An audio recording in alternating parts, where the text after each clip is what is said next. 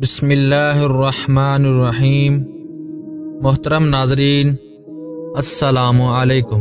سچ کی برکت، آپ کی والدہ نے یہ اشرفیاں آپ کی قمیض کی تہ میں سی دی تاکہ محفوظ رہیں، اور چلتے وقت آپ کو خاص طور پر یہ نصیحت کی کہ اے بیٹا، ہمیشہ سچ بولنا اور جھوٹ کے قریب نہ جانا۔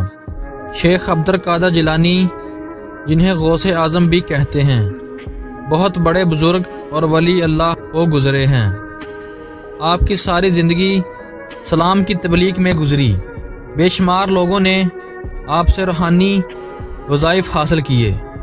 آپ بھی دنیا کی تعلیمات سے فیض یاب ہو رہی ہے۔ آپ کو بچپن سے ہی علم حاصل کرنے کا بے حد شوق تھا۔ آپ نے ابتدائی تعلیم تو اپنے قصبے جلان میں ہی حاصل کی، لیکن دین کی اعلیٰ تعلیم حاصل کرنے کے لیے بغداد جانا پڑا تھا۔ اس زمانے میں گاڑیاں موٹر کاریں نہ تھیں، اس لیے لوگ قافلوں کی صورت میں پیدل سفر کرتے تھے۔ چنانچہ آپ کی والدہ نے آپ کو بھی بغداد جانے والے ایک قافلے کے ہمراہ روانہ کر دیا۔ سفر پر روانہ ہونے سے پہلے آپ کی والدہ نے آپ کو کچھ خوراک اور 40 اشرفیاں گزر اوقات کے لیے دے دی۔ آپ کی والدہ نے اشرفیاں آپ کی قمیض کی تہ میں سی دی تاکہ محفوظ رہیں، اور چلتے وقت آپ کو خاص طور پر یہ نصیحت کی کہ بیٹا، ہمیشہ سچ بولنا اور جھوٹ کے قریب نہ جانا۔ آپ نے ماں کی اس نصیحت کو غور سے سن لیا اور سفر پہ روانہ ہو گئے۔ قافلے کے قریب لوگ ڈرتے ڈرتے سفر پہ روانہ ہوئے۔ انہوں نے اس بات کا بھی خدشہ تھا کہ کہیں راستے میں ڈاکو قافلے پر حملہ نہ کر دیں، کیونکہ ان دونوں راستے غیر محفوظ تھے اور ڈاکو اکثر قافلے کو لوٹ لیا کرتے تھے۔ آخر وہی ہوا جس بات کا ڈر تھا۔ قافلے نے ابھی سفر کی 2 منزلیں ہی طے کی تھیں، ڈاکوؤں کے ایک گروہ نے رات کی تحریکی میں اس پر حملہ کر دیا اور تمام قافلے میں افراتفری مچ گئی، اور ڈاکوؤں نے اہل قافلے کو خوب لوٹا۔ ایک ڈاکو کو شیخ عبد القادر جیلانی کے پاس آیا اور کہنے لگا، لڑکے، تیرے پاس کیا ہے؟ آپ نے جواب دیا، میرے پاس 40 اشرفیاں ہیں جو میری قمیض کی تہ میں سلی ہوئی ہیں۔ ڈاکو نے آپ کی اس بات کو مذاق سمجھا اور ہنستے ہوئے آگے گزر گیا۔ اتنے میں ایک اور ڈاکو آپ کے پاس آیا اور وہی سوال کیا۔ آپ نے پھر وہی جواب دیا۔ وہ ڈاکو یہ جواب سن کر حیران ہوا اور آپ کو پکڑ کر اپنے سردار کے پاس لے گیا۔ ڈاکوؤں کے سردار نے تعجب سے آپ کو دیکھا اور پوچھا، لڑکے، سچ مچ بتا، تیرے پاس کیا ہے؟ آپ نے وہی دہرائی، اور آپ کی یہ بات سن کر حیرت کی انتہا نہ رہی۔ آپ نے اپنی قمیض کی تہ کو کھول دیا۔ 40 اشرفیاں زمین پر گر پڑیں۔ اشرفیاں دیکھ کر سردار کی آنکھیں حیرت سے کھلی کی کھلی رہ گئیں۔ آپ نے آپ سے مخاطب ہو کر کہا، لڑکے، تو نے سچ بول کر اپنا راز کیوں فاش کر دیا، حالانکہ تم آسانی سے اپنی اشرفیاں بچا سکتے تھے؟ آپ نے جواب دیا، میری ماں نے مجھے نصیحت کی تھی کہ بیٹا، ہمیشہ سچ بولنا۔ میں نے اپنی ماں کی نصیحت پر عمل کیا، اور آپ کا یہ جواب سن کر سردار اس قدر متاثر ہوا، بے ساختہ اس کی آنکھوں میں آنسو آ گئے۔ وہ سوچنے لگا کہ ایک طرف یہ لڑکا ہے جس نے اپنی ماں کی نصیحت کا اس قدر خیال کیا، اور دوسری طرف میں ہوں کہ اپنے مالک حقیقی کے احکام سے غافل ہو کر بے گناہ لوگوں کو لوٹتا ہوں۔ اس کے دل سے غفلت کا پردہ دور ہو گیا۔ اس نے توبہ کر لی اور قافلے کو لوٹا ہوا سامان واپس کر دیا۔ اس طرح آپ کی سچائی کی بدولت ڈاکوؤں کی اصلاح ہو گئی، اور وہ نیکی اور پرہیزگاری کی زندگی گزارنے لگے۔ بسم اللہ الرحمن الرحیم۔ محترم ناظرین، السلام علیکم۔ دجال کون ہے اور کب آئے گا؟ تیسرے سال اس صورتحال سے دنیا میں شدید قحط آ جائے گا، اور ہر طرف پانی، اجناس کی طلب بڑھ جائے گی۔ یہ دجال کی آمد کا اعلان ہوگا۔ زمین اپنی پیداوار 1/3 کم کر دے گی۔ آسمان سے بارش کا سلسلہ کم ہو جائے گا، چنانچہ زمین کی غلہ اگنے کی صلاحیت کم ہو جائے گی۔ 1 سال گزرے گا اور زمین اپنی پیداوار مزید 1/3 کم کر دے گی، آسمان سے بارشیں مزید کم برسیں گی۔ تیسرے سال اس صورتحال سے دنیا میں شدید قحط آ جائے گا اور ہر طرف پانی اور اجناس کی طلب بڑھ جائے گی۔ یہ دجال کی آمد کا اعلان ہوگا۔ ایسے حالات میں دجال دنیا میں نمودار ہوگا۔ دجال ایک شخص کا نام ہے، دنیا کے نظام پر ایک سوچ، عذاب اور ایک بڑی آزمائش کا نام ہے۔ اللہ تعالیٰ نے دنیا کی تکمیل کے بعد انسان کو شرط بے مہار نہیں چھوڑا، بلکہ اپنی خاص رحمت ہم انسانوں پہ کی اور اپنے چنیدہ نیک بندے رسولوں کے ذریعے مسلسل ہدایت کا سلسلہ جاری رہا۔ جس قوم نے اطاعت کی وہ کامیاب ہوا، اور جنہوں نے خواہش نفس کی پیروی کی عذاب کا شکار ہوا۔ دجال کے خروج سے قبل اس کے لیے راہ ہموار کرنے کا سلسلہ یہودا و نصارہ کی کوششوں سے جاری ہے۔ اسرائیل سازشیں تو عرصے سے جاری ہے۔ اس کی ظاہری مثال یروشلم میں امریکہ سفارت خانہ قائم کے اعلان سے دیکھی جا سکتی ہے۔ دجال کو اللہ بہت زیادہ قوت عطا فرمائے گا۔ یہ دنیا کے تمام وسائل پر اس وقت قابو ہوگا جب دنیا شدید قحط کی لپیٹ میں ہوگی۔ وہ یہ ساری دنیا کے ارد گرد اپنی جدید سواری میں چکر لگائے گا۔ دجال دنیا پر 40 دن قیام کرے گا۔ پہلے دن 1 سال کے برابر ہوگا، اور دوسرا دن 1 ماہ کے برابر ہوگا، اور تیسرا دن 1 ہفتے کے برابر ہوگا۔ باقی دن عام دنوں کی طرح ہوں گے۔ اس کی 1 آنکھ ہوگی، پیشانی پہ کفر یا کافر لکھا ہوگا جسے ایمان والا پڑھ سکے گا۔ آج دنیا ایک گلوبل ولیج بن چکی ہے۔ سیٹلائٹس اور نیٹ کے ذریعے سب ممالک اور اقوام جڑ چکے ہیں۔ آنکھیں جو کچھ دیکھتی ہیں، حیرت ہو کہ دنیا کیا سے کیا ہو چکی ہے۔ اقبال ایک حدیث کے مفہوم کے مطابق دجال کے ہاتھ میں اللہ ایسی قوت دیں گے کہ اس کے حکم پہ آسمان سے بارش اور زمین سے پیداوار حاصل ہوگی۔ زمین اپنے خزانے اگلے گی، اس کے پیچھے خزانے اور لوگ ایسے چلیں گے جیسے شہد کی مکھیاں ملکہ مکھی کے پیچھے چلتی ہیں، جیسے لوہا مقناطیس کی طرف کھینچا چلا آتا ہے۔ اس کے حکم پر جانور صحت مند ہو جائیں گے اور بیمار تندرست۔ یہ کہے گا مجھے رب مانو۔ یہ شیطانوں کو حکم دے گا کہ اس شخص جس سے یہ ہم کلام ہوگا کہ والدین کی شکل اختیار کرو، اب اس آدمی سے کہے گا مجھے رب مانو، میں تمہارا مردہ والدین کو زندہ کر سکتا ہوں، اور اپنے شیطانی نقلی والدین پیش کرے گا۔ کمزور ایمان والے اس کی بات میں آ جائیں گے۔ جب یہ پختہ ایمان والا کہے گا تو دجال ہے، جس پر اس کو آرے سے چیر دیا جائے گا، یہ آدمی کو قتل کے بعد دوبارہ زندہ کر دے گا، کہ میں تیرا رب ہوں۔ یہ سب دجال کے ذاتی کمال سے نہیں ہوگا، بلکہ اللہ تعالیٰ کی اس کی رسی دراز کرے گا، اور انسانوں کی آزمائش کے لیے اس کو قوت دی جائے گی کہ دیکھا جائے کہ کون حق کی پیروی کرتا ہے اور کون باطل کی۔ اس کے پاس بہت سی حرب شعبت ہوں گے اور وسائل پر اس کا قابو ہوگا۔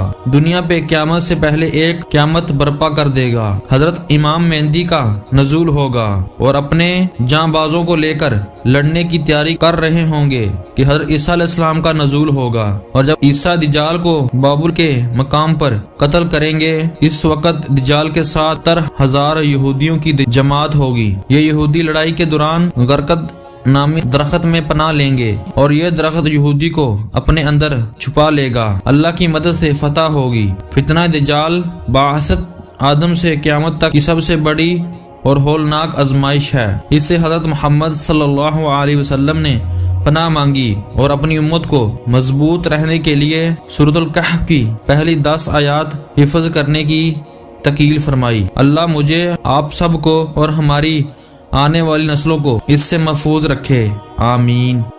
بسم اللہ الرحمن الرحیم۔ محترم ناظرین، السلام علیکم۔ بادشاہ اور ایک غریب آدمی کی کہانی۔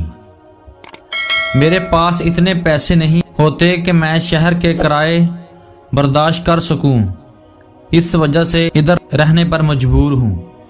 एक छोटी सी रियासत पर एक बादशाह हुकूमत करता था।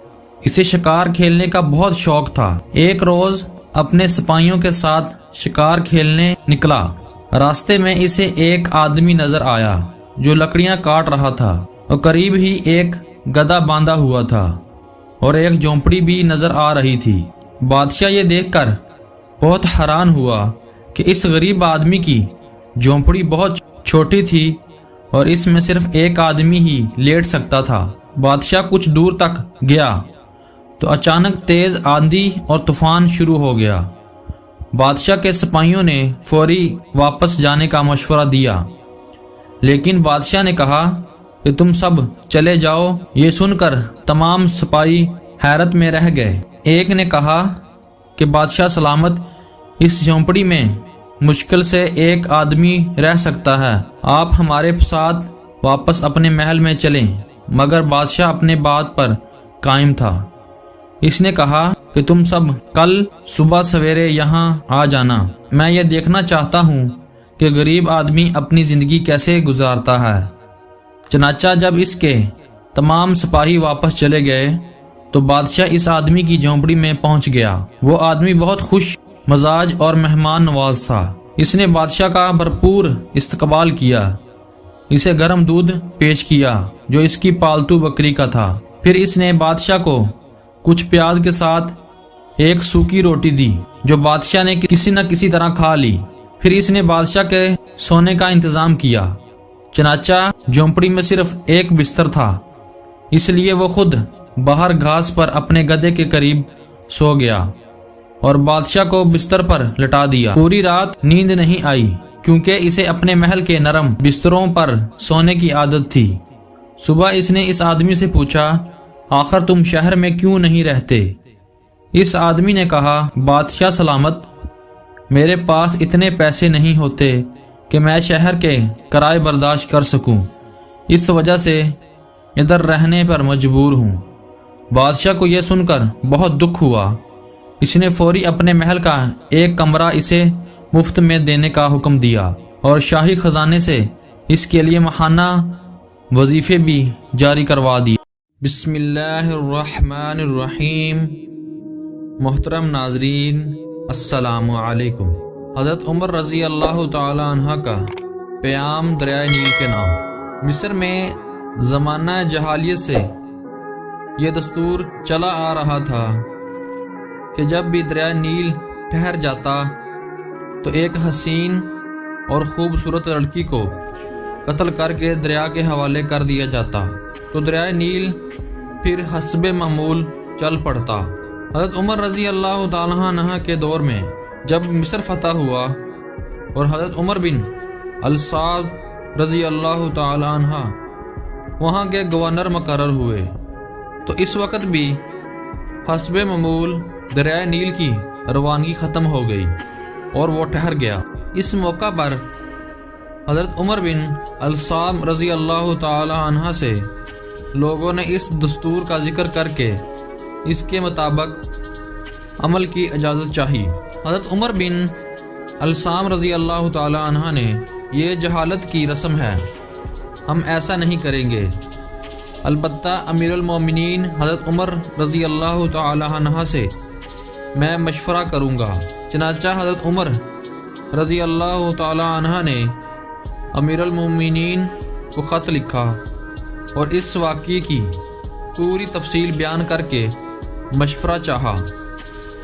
अमीरुल मोमिनीन हज़रत उमर रज़ी अल्लाह ताला अन्हा ने इसके जवाब में दरिया नील के नाम एक चिट्ठी रवाना फरमाई और हज़रत उमर रज़ी अल्लाह ताला अन्हा को लिखकर ये चिट्ठी दरिया नील में डाल दें। और इस चिट्ठी का मौजू ये था, ये अल्लाह के बंदे उमर की तरफ से दरिया नील के नाम, अमाम बाद अगर तुम ए दरिया नील अपनी तरफ से जारी होता है तो मत जारी हो। अगर अल्लाह वाहद कहार ने तुझको जारी किया तो हम इससे सवाल करते हैं कि वो तुझको जारी कर दे। हज़रत उमर बिन अल-साम रज़ी अल्लाह ताला अन्हु ने यह चिट्ठी दरिया नील में डाल दी। डालना ही था کہ دریائے نیل خوب تیزی کے ساتھ رواں ہو گیا۔ بسم اللہ الرحمن الرحیم۔ محترم ناظرین، السلام علیکم۔ ملک الموت حضرت خضر علیہ السلام کا واقعہ۔ ایک دن حضرت سلیمان علیہ السلام کے پاس ملک الموت حضرت خضر علیہ السلام انسانی شکل میں موجود تھے۔ اس وقت حضرت سلیمان علیہ السلام کا ایک وزیر بھی اس کے پاس بیٹھا ہوا تھا۔ ملک الموت نے اس وزیر کو بار بار گور کے دیکھنا شروع کر دیا۔ جب ملک الموت رخصت ہو گیا تو وزیر نے حضرت سلیمان علیہ السلام سے پوچھا، حضور یہ صاحب کون تھے؟ حضرت سلیمان علیہ السلام نے فرمایا، یہ ملک الموت تھے۔ وزیر نے عرض کیا، وہ بار بار مجھے گور کے دیکھ رہے تھے، میں انتہائی خوف زدہ ہو گیا ہوں، مہربانی فرما کر ہوا کو حکم دیجیے کہ مجھے فوری طور پر بوماس کے جزیرے میں پہنچا دے۔ حضرت سلیمان علیہ السلام نے ہوا کو حکم دیا اور ہواؤں نے چشم زد میں وزیر کو لاکھوں کوس دور جزیرے بوماس پہنچا دیا۔ وزیر نے جو ہی جزیرے پر قدم رکھا، ملک الموت نے اس کی روح قبض کر لی۔ کئی روز بعد ملک الموت پھر حضرت سلیمان علیہ السلام کی خدمت میں حاضر ہوا۔ حضرت سلیمان علیہ السلام نے اپنے وزیر کا قصہ بیان کیا تو ملک الموت نے کہا، اس روز جو میں اس شخص کی طرف بار بار دیکھ رہا تھا تو اس کی یہی وجہ تھی کہ میں حیران تھا، اس شخص کی مدت حیات تو مکمل ہو چکی ہے اور چند گھڑیوں بعد مجھے جزیرے بوماس میں اس کی روح قبض کرنے کا حکم دیا، لیکن یہ تو یہیں بیٹھا ہے۔ السلام علیکم۔ حضرت جبرائیل علیہ السلام کی تیز رفتار کا عجیب واقعہ۔ رسول اکرم صلی اللہ علیہ وسلم ایک مرتبہ حضرت جبرائیل علیہ السلام سے پوچھا، اے جبرائیل علیہ السلام، کبھی تمہیں آسمان سے مشقت کے ساتھ بڑی جلدی اور فوری طور پر زمین پر اترنا پڑتا ہے؟ حضرت جبرائیل علیہ السلام نے جواب دیا، ہاں یا رسول اللہ صلی اللہ علیہ وسلم، 4 مرتبہ ایسا ہوا ہے کہ مجھے فوری طور پر بڑی تیز رفتاری کے ساتھ زمین پر اترنا پڑتا ہے۔ حضور نبی صلی اللہ علیہ وسلم نے فرمایا، وہ 4 مرتبہ کس موقع پر؟ حضرت جبرائیل علیہ السلام نے عرض کیا، ایک تو جب حضرت ابراہیم علیہ السلام کو آگ میں ڈال دیا گیا تو میں اس وقت عرش الہی کے نیچے تھا، مجھے حکم ہوا کہ اے جبرائیل، خلیل کے آگ میں پہنچنے سے پہلے فوری میرے خلیل کے پاس پہنچو۔ چنانچہ مجھے بڑی سعادت کے ساتھ فوری خلیل کے پاس پہنچا۔ دوسری بار جب حضرت اسماعیل علیہ السلام کی گردن ازہر پر چھری رکھ دی گئی تو مجھے حکم ہوا کہ چھری چلنے سے پہلے ہی زمین پر پہنچو اور چھری کو الٹا دو۔ چنانچہ میں چھری چلنے سے پہلے ہی زمین پر پہنچ گیا اور چھری کو چلنے نہ دیا۔ تیسری مرتبہ جب حضرت یوسف علیہ السلام کو کنویں کی تک پہنچنے سے پہلے زمین پر پہنچا، کنویں سے ایک پتھر نکال کر حضرت یوسف علیہ السلام کو اس پر بآرام بٹھا دیا۔ چنانچہ میں نے ایسا ہی کیا۔ اور چوتھی مرتبہ یا رسول اللہ صلی اللہ علیہ وسلم، جب کہ کافروں نے حضور صلی اللہ علیہ وسلم کے بدن مبارک پر زخم آیا تو مجھے حکم ہوا کہ میں فوری زمین پر پہنچوں اور حضور اکرم صلی اللہ علیہ وسلم کے بدن مبارک کا خون زمین پر گرنے نہ دوں، اور زمین پر گرنے سے پہلے ہی میں وہ خون مبارک اپنے ہاتھوں میں لے لوں۔ یا رسول اللہ صلی اللہ علیہ وسلم، خدا نے مجھے فرمایا تھا، جبرائیل، اگر میرے محبوب صلی اللہ علیہ وسلم کا خون زمین پر گر گیا، قیامت تک زمین میں سے نہ کوئی سبزی اگے گی اور نہ کوئی درخت۔ چنانچہ میں بڑی تیزی کے ساتھ زمین پر پہنچا اور حضور نبی اکرم صلی اللہ علیہ وسلم کے خون مبارک کو اپنے ہاتھ میں لے لیا۔ بسم اللہ الرحمن الرحیم۔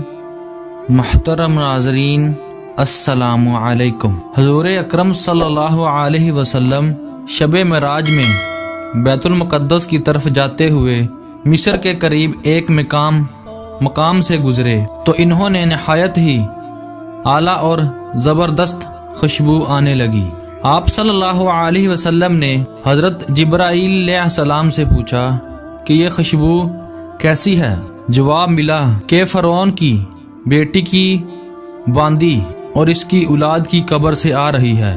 پھر حضرت جبرائیل علیہ السلام نے اس کا قصہ بیان کیا کہ مشاط فرعون کی بیٹی کی خادمہ تھی اور وہ خفیہ طور پر سلام لا چکی تھی۔ ایک دن فرعون کی بیٹی کو کنگھی کرتے ہوئے اس کے ہاتھ سے تفاقن کنگھی گر پڑی۔ وہ اٹھانے لگی تو اس کی زبان سے بے ساختہ بسم اللہ نکل گیا۔ اس پر شہزادی نے کہا کہ تم نے آج عجیب کلمہ بولا ہے، رب تو میرا باپ فرعون ہی ہے، تو پھر تم نے یہ کس کا نام لیا ہے؟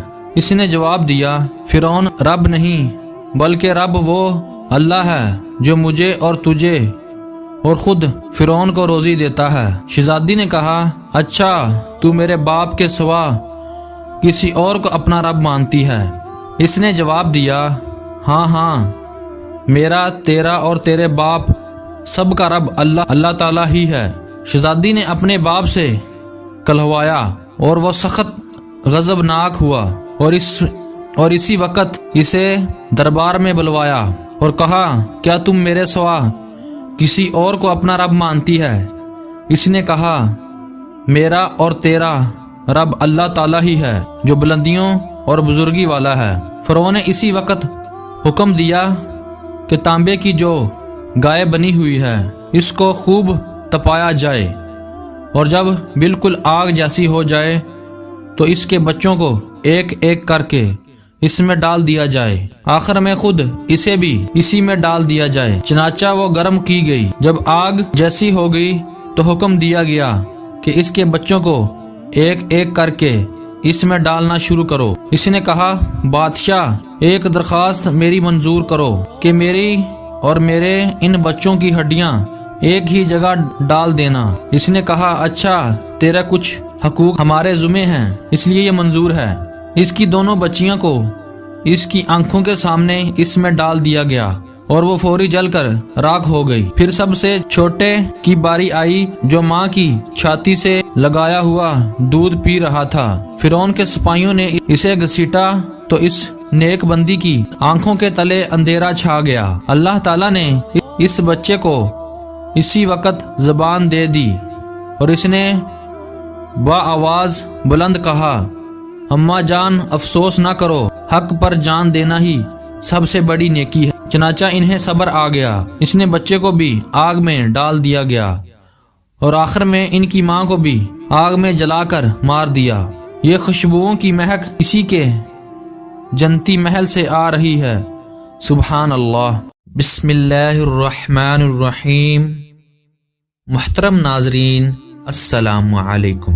حضرت لال شہباز قلندر کا ایک عجیب واقعہ۔ حضرت لال شہباز قلندر تشریف لجا رہے تھے تو ایک ریچھ کو نچانے والا نظر آیا تو پوچھا، تم کون ہو؟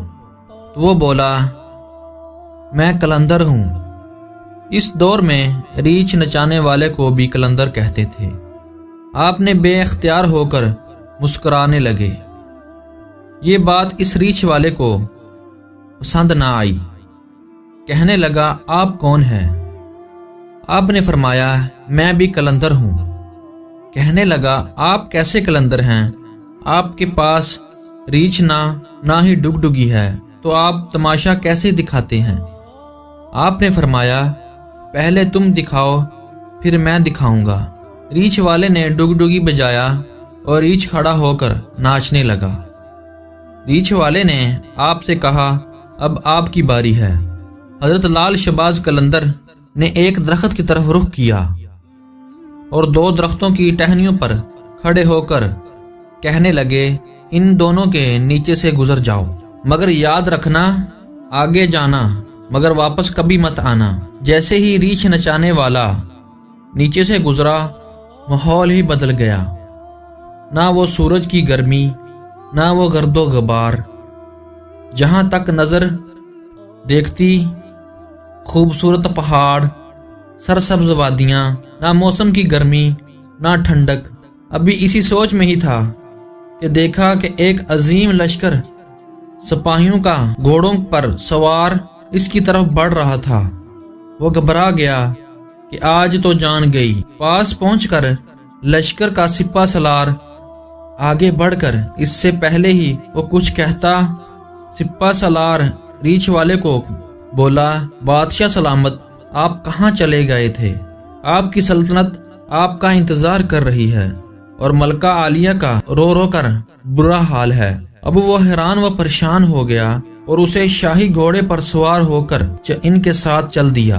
جب محل میں پہنچا، عظیم عالی شان مرتبہ دیکھ کر حیران ہو گیا۔ اندر داخل ہو کر خوبصورت ملکہ گلا شکوہ کرتے گلے سے لپٹ گئی۔ کہاں چلے گئے تھے آپ سب کو بھول گئے تھے، اور اسی بات میں شاہی پوش پہن کر تخت پر بٹھا دیا۔ سالوں گزر گئے، بچے ہوئے، پھر شہزادے بڑے ہو گئے، بڑھاپا آ گیا، جسم سے جان اور منہ سے ذائقہ چلا گیا۔ ایک دن اپنی سلطنت میں دریا کے کنارے بیٹھا ہوا تھا تو خیال آیا کہ آخر ہوا کیا تھا۔ اسی جستجو میں وہی پہنچ گیا جہاں پر لشکر تھا، تو دیکھا وہ درخت ابھی بھی موجود ہے۔ سوچا چلو دیکھتا ہوں، اور درخت کے بیچ سے گزرا، ماحول ہی بدل گیا۔ وہی وقت، وہی مقام، سامنے اس کا ریچھ اور ڈگڈگی پڑی تھی، وہی گرمی، وہی گرد و غبار۔ پیچھے دیکھا تو حضرت لال شہباز قلندر کھڑے تھے۔ اس کی حالت غیر ہو گئی۔ بولا، جناب میری سلطنت، میری ملکہ، میرا شہزادے۔ تو حضرت لال شہباز قلندر نے فرمایا، یہ سب تماشا تھا۔ بسم اللہ الرحمن الرحیم۔ محترم ناظرین، السلام علیکم۔ اللہ تعالیٰ کی یاد اور شیطان کی جال۔ ایک شخص ہر روز رات کی تنہائی میں اللہ تعالیٰ کا ذکر کیا کرتا تھا۔ اس کام میں اس نے کبھی ناغہ نہیں کیا۔ ایک دن شیطان نے اس کے دل میں وسوسہ ڈالا کہ اے شخص، تو ہر روز رات کو اللہ اللہ کرتا ہے اور ایک مدت گزر گئی ہے اس کام کو کرتے ہوئے، لیکن کیا کبھی ایک بار بھی اللہ تعالیٰ کی بارگاہ سے جواب میں لبیک ہوئی ہے؟ تو کس عاجزی اور انکساری کے ساتھ اللہ تعالیٰ کی ضربیں لگاتا ہے، لیکن بارگاہ خداوندی سے تجھے ایک بار جواب تک نہیں آیا۔ اس شخص کے دل میں اس خیال کا آنا تھا کہ وہ پریشان ہو گیا اور وہ بستر پر لیٹ گیا۔ خواب میں اسے حضرت خضر علیہ السلام کی زیارت ہوئی۔ آپ نے اس سے پوچھا، اے اللہ کے بندے، اے اللہ کے بندے، تو اللہ کے ذکر سے رک کیوں گیا ہے؟ کہنے لگا، میں تو ہر روز اللہ اللہ کرتا ہوں، لیکن جواب میں میرے پاس لبیک نہیں آیا، اس لیے میں اس بات سے ڈر گیا کہ شاید میں اللہ تعالیٰ کی بارگاہ میں مردود ہوں۔ یہ سن کر حضرت خضر علیہ السلام نے فرمایا، اے شخص، اللہ پاک نے مجھ سے فرمایا، جاؤ میرے اس بندے سے کہہ دو، تیرے اللہ اللہ کہنے سے میرے ہی کرم کی وجہ سے ہے۔ کیا میں نے تجھے اپنے کام میں نہیں لگا رکھا ہے؟ تیری طلب تڑپ کی مجھے سب پتہ ہے، میں تجھے بھولا نہیں ہوں، نہ ہی میں نے تجھے نظر انداز کیا ہے۔ تیری ہر پکار پر اور ہر بار اللہ کہنے پر میں تجھے ہزار بار لبیک لبیک کہتا ہوں۔ تجھے یہ سوچ، یہ عمل اور یہ طلب میں نے ہی دی تھی، اور میں نے ہی تجھے اس کام پر لگایا ہے، اور اصل میں تجھ سے زیادہ مجھے ہی تیری اشتیاق و شوق ہے۔ اس شخص نے خواب میں دیکھا تو تڑپ کر اٹھ بیٹھا اور فوری سچے دل سے توبہ کی، اور پھر اللہ تعالیٰ کے ذکر میں مشغول ہو گیا۔ اور اسی طرح شیطان انسانوں کے دل میں وسوسے اور جال بچھاتا ہے۔ بسم اللہ الرحمن الرحیم۔ محترم ناظرین، السلام علیکم۔ خلیفہ منصور اور ایک ذمہ دار کا واقعہ۔ خلیفہ منصور کے زمانے میں ایک تحصیلدار نے کسی بات پر خفا ہو کر ایک ذمہ دار کی جائیداد ضبط کر لی اور بہت ظلم کیا۔ ذمہ دار فریاد کرتا ہوا منصور کے پاس پہنچ گیا اور دعا دی اور عرض کیا، حضور میں ایک اپنی حاجت لے کر آیا ہوں، اجازت ہو تو بیان کر دوں؟ منصور نے کہا، نہیں، اپنی حاجت سے پہلے کوئی مثال بیان کرو۔ ذمہ دار نے دعا دے کر کہا، حضور والا، چھوٹے بچے کو جب کوئی تکلیف پہنچتی ہے تو بھاگ کر اپنی ماں سے لپٹ جاتا ہے، کیونکہ وہ ماں کے سوا کسی کو اپنا مددگار نہیں جانتا۔ پھر جب وہ ذرا ہوش سنبھال کر سمجھدار ہو جاتا ہے اور اس کو درد یا دکھ ہوتا ہے تو اپنے باپ سے اپنی حاجت بیان کرتا ہے۔ وہ جانتا ہے باپ ماں سے بڑا مددگار ہے، اور جوان ہو کر اگر کوئی مصیبت پہنچتی ہے تو وہ اپنے حاکم اور سردار کے ہاں جا کر شکایت کرتا ہے اور مدد چاہتا ہے۔ وہ جانتا ہے تو بادشاہ سے انصاف کا طالب ہوتا ہے۔ بادشاہ بھی اگر انصاف سے کام نہیں لیتا تو اللہ تعالیٰ کی طرف رجوع کرتا ہے اور سمجھ لیتا ہے کہ اللہ تعالیٰ بادشاہ سے زیادہ قوت اور انصاف کرنے والا ہے۔ میں بس ایک مصیبت مارا ہوا ہوں، میرے لیے آپ سے زیادہ قوی اور آپ کے پاس میری فریاد سننے والا آپ ہیں، اور آپ کے بعد اللہ تعالیٰ سے میں اپنا انصاف بیان کروں گا، میں خدا کی عدالت میں اپیل کروں گا۔ جیسا یہ بے لاگ اور حق بات سنانے والا تھا، ایسے ہی منصور بھی حق پسند اور حق شناس تھا۔ اس نے کہا، اچھا اب تم اپنی حاجت بیان کرو، میں سننے کے لیے تیار ہوں اور انصاف سے کام لوں گا۔ ذمہ دار نے اپنا سارا قصہ تحصیلدار کی زیادتی کا حال بیان کیا، اور منصور نے اس وقت اپنے حکم سے جائیداد واپس دلوائی اور اس کی پریشانی دور کی۔ تو دیکھا اگلے زمانے کے لوگ اور حق پسند تھے۔ ذمہ دار نے کس طرح صاف صاف قصہ سنایا اور منصور نے سن کر انصاف سے کام لیا۔ اللہ تعالیٰ جب کسی کو ایسا مرتبہ دیتا ہے تو ضرور انصاف سے کام لینا اور مسائل کی پوری بات سننا چاہیے۔ بسم اللہ الرحمن الرحیم۔ محترم ناظرین، السلام علیکم۔ پرانے زمانے میں ایک بادشاہ کا سبق امیز واقعہ۔ پرانے زمانے میں ایک بادشاہ کے دربار میں چند درباری بادشاہ کے سامنے یہی بحث کر رہے تھے۔ عبادت کے دوران خصوص نماز میں شیطانی وسوسے کی وجہ سے انسانی ذہن منتشر ہو جاتا ہے اور عبادت کا سارا اثر ضائع ہو جاتا ہے، لیکن بادشاہ اس بات سے انکاری تھا اور اس کا کہنا تھا کہ اگر انسان کے شعور میں اللہ تعالیٰ کی عزت و عظمت، جنت و دوزخ کی جزا اور سزا کی ذرا سی بھی اہمیت ہو تو ایسے خیالات کو پیدا نہیں ہونے دے سکتا۔ آخر بادشاہ نے ان لوگوں کو سبق سکھانے اور عملی طور پر بات کو سمجھانے کے لیے ایک ترتیب سوچی اور ان سب کو پانی کے بڑے بڑے پیالے تھما دیے اور محل سے بازار کا ایک چکر لگانے کا حکم دیا۔